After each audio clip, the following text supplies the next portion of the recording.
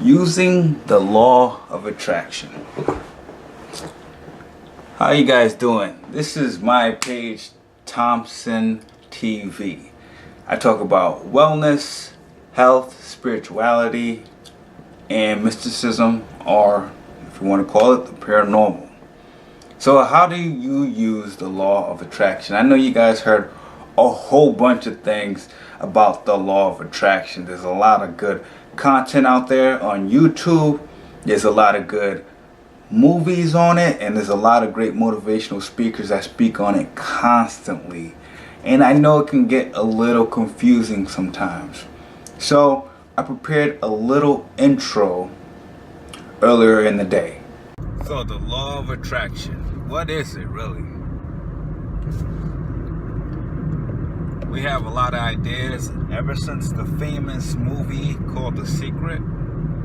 And if you're really into it, I'm sure you know who Napoleon Hill is. Napoleon Hill is like the grandfather of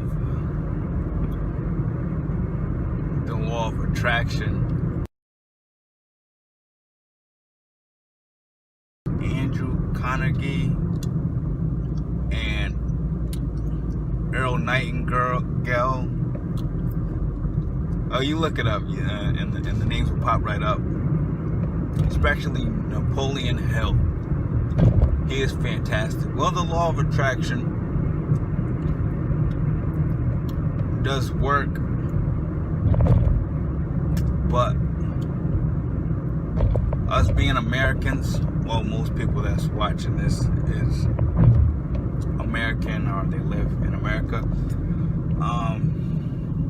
We always twist things, we always change things, and we always exaggerate things and put them in our own perspective. And perspective is weird, to say the least, because everybody has their own. But to attract something, it has to be an opposite. It has to be outside of you. It has to be a magnet to a piece of metal. They're not the same object. You're trying to pull it towards you, right? But everything in this universe is you. I know you're probably like, here he goes getting into this metaphysical speaking. No, but it's true. Everything in this universe is you. It's scientifically proven. This is not metaphysics. Well, it is, but so you can't really pull things to you, but you can push things away from you just from your mind. Technically, everything is here and it's yours, in your possession already. But on a mental level, you're pushing, projecting things away from yourself. Either it be money, love, success, and just when these things come around, you just make sure that you're not available, or it's not available in some type of way. So more or less, you're running a program, whatever your program is. If you're an angry program that always have a tough time paying bills, and every time you have success, the success blows up in your face program, or if you're a loving program that has success but has terrible success when it comes to having a loving partner that sees eye to eye with you, or whatever kind of program that you're running, you stick to that program. And anything outside of that program, you just reject it. So all your rejections, all your negativities is your program. It's not like it's just not working out for you. There's something that you're not dealing with right now that is preventing you from going forward on the things that you supposedly say you want. A lot of people have an issue with money because it's put into us. It's ingrained into us as kids, and we see it on TV throughout our whole life. It's ingrained into us that money is not everything. Money is a struggle to get. Money makes evil. Money is just bad. A lot of people grow up watching people complain or hearing people complain about bills and all the stress that comes with not having or having money. So in the back of your mind and your subconscious, you honestly don't want anything. Okay, well, to cut through all of the BS, I just want to tell you that you can get started here today manifesting things. All you have to do is be aware that whatever your reality is something that you created. If it's bad, if it's good, it doesn't matter what's going on.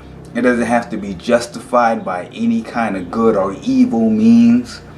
It's your creation, because your perception is just your emotions and your belief systems. So once those things change, you actually see different things in your environment, if that makes any sense. But let me bring it down to a base level, right?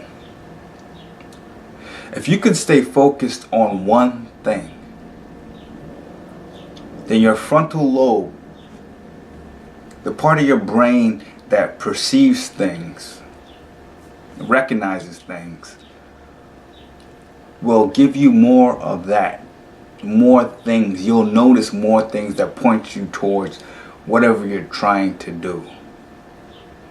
It's all about focus, because you guys that are watching this video probably know that you are the creator of your own personal reality.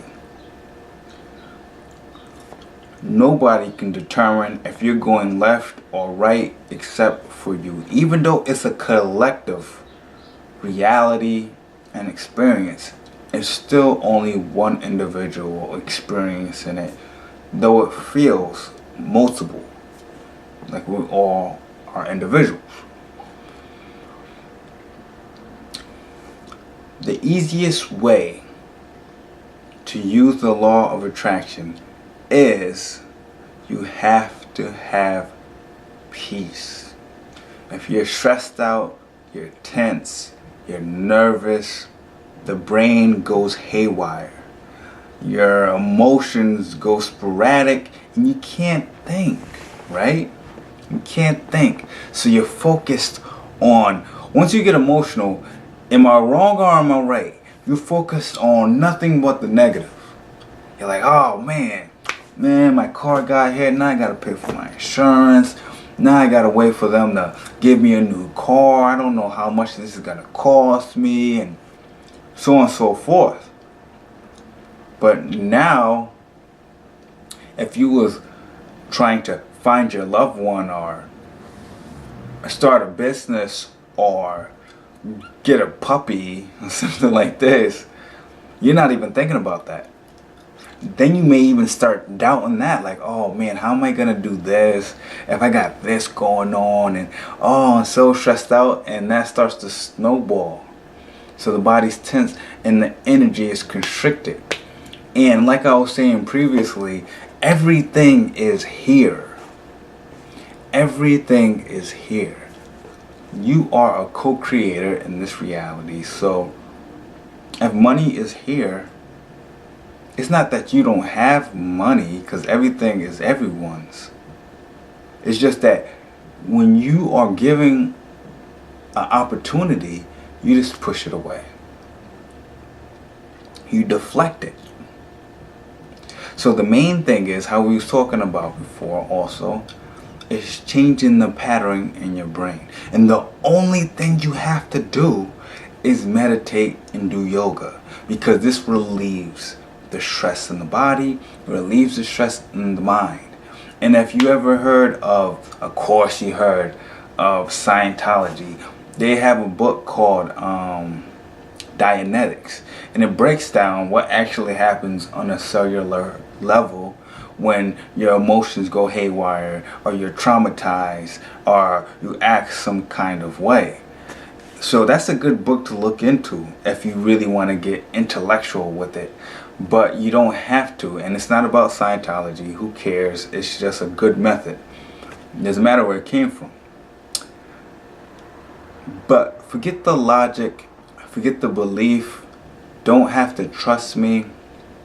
We all know that meditation and yoga is extremely great for the body and mind. Just do it, because the more you can detach yourself away from your emotional triggers and your own personality, the more ease comes into your life.